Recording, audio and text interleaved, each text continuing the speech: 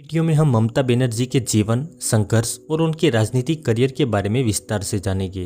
ममता बनर्जी का जन्म 5 जनवरी 1955 को कोलकाता में एक साधारण बंगाली परिवार में हुआ था। उनके पिता प्रेमिलेश्वर बनर्जी एक स्वतंत्रता सेनानी थे और माता गायत्री देवी हाउसवाइफ थी। घर की आर्थिक स्थिति बहुत मजबूत नहीं थी। बचपन से ही ममता ने संघर्ष देखा। कई बार उन्हें अपने परिवार की मदद के लिए छोटे मोटे काम भी करने पड़े, लेकिन उनके अंदर एक अलग ही जज्बा था, कुछ बड़ा करने का। वो बचपन से ही बहुत जिद्दी और निडर स्वभाव की थी। ममता बनर्जी ने अपनी पढ़ाई यूनिवर्सिटी ऑफ कलकत्ता से पूरी की। उन्होंने इतिहास, इस्लामिक इतिहास और कानून में डिग्री हासिल की।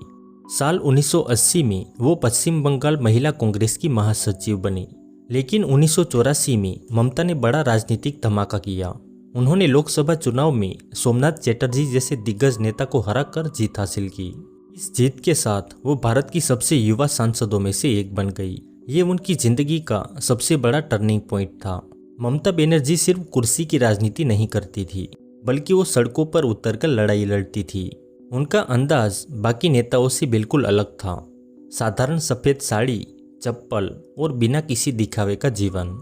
इसके अलावा वो कई बार आंदोलनों में घायल भी हुई। साल 1990 में एक प्रदर्शन के दौरान पुलिस ने लाठीचार्ज की। इसी दौरान ममता के सिर पर गंभीर चोट लगी थी, लेकिन उन्होंने हार नहीं मानी। इसके बाद 1991 में ममता बनर्जी केंद्र सरकार में मंत्री बनी।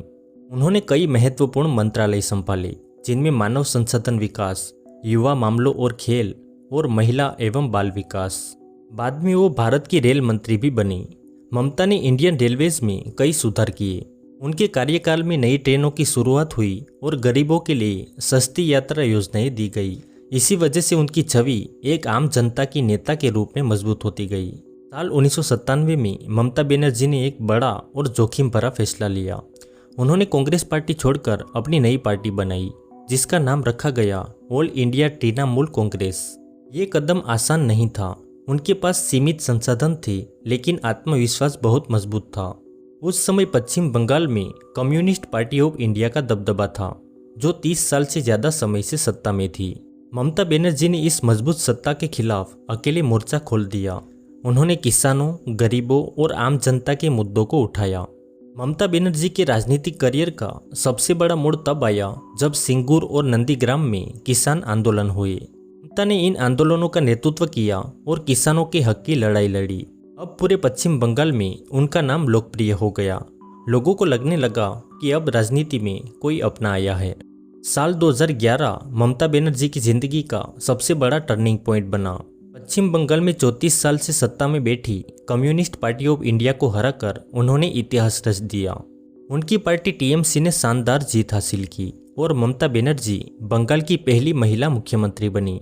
मुख्यमंत्री बनने के बाद ममता बनर्जी ने खुद को जनता की नेता के रूप में पेश किया। उनकी सरकार ने कई योजनाएं शुरू की, जिसमें कन्याश्री योजना द्वारा लड़कियों की शिक्षा को बढ़ावा दिया गया। सबूत साथी योजना द्वारा छात्रों को साइकिल और रूपश्री योजना के तहत गरीब लड़कियों की शादी में आर्थिक मदद दी गई। इन योजनाओं के कारण ग्रामीण क्षेत्रों में उनकी लोकप्रियता काफ़ी बढ़ी। ममता सरकार ने राज्य में विकास के कई काम किए।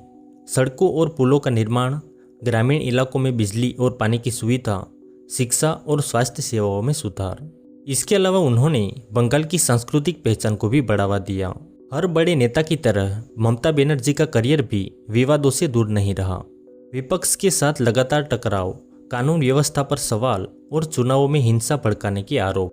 खासकर नरेंद्र मोदी और केंद्र सरकार के साथ उनका टकराव अक्सर चर्चा में रहा। मुख्यमंत्री की कुर्सी पर ममता की पकड़ मजबूत रही। उन्होंने 2011 में पहली बार, 2016 में दूसरी बार और 2021 में तीसरी बार जीत हासिल की। लेकिन हाल ही में हुई चुनाव में उनकी पकड़ छूट गई और पश्चिम बंगाल में पहली बार बीजेपी ने ऐतिहासिक जीत हासिल की। इस हार से ममता बनर्जी को गहरा झटका लगा है, इसीलिए उन्होंने मुख्यमंत्री पद से इस्तीफा देने से मना कर दिया है। दोस्तों, ये थी ममता बनर्जी की पूरी कहानी। वीडियो पसंद आए तो लाइक करें और चैनल को सब्सक्राइब करना ना भूलें। धन्यवाद।